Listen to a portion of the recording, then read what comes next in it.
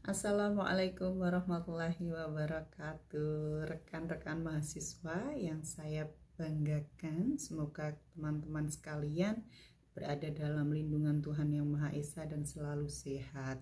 Bagaimana kabar teman-teman? Kemarin kita sudah berdiskusi pada inisiasi 1, yaitu tentang materi metode penelitian yang berkaitan dengan ilmu pengetahuan dan juga yang berkaitan dengan masalah yang akan dilaksanakan di kelas. Bersama saya, Yani Rahmawati, kita akan memasuki sesi yang kedua. Pastikan teman-teman sudah membuka materi inisiasi yang kedua.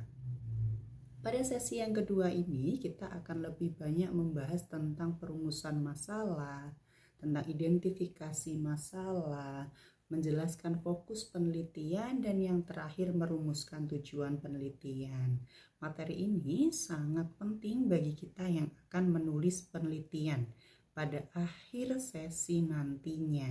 Jadi saya harap teman-teman bisa mengikuti kuliah ini dengan baik, dan bila ada kesulitan pastikan teman-teman untuk menyampaikan kepada saya.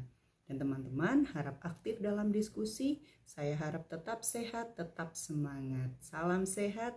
Saya tutup. Wassalamualaikum warahmatullahi wabarakatuh.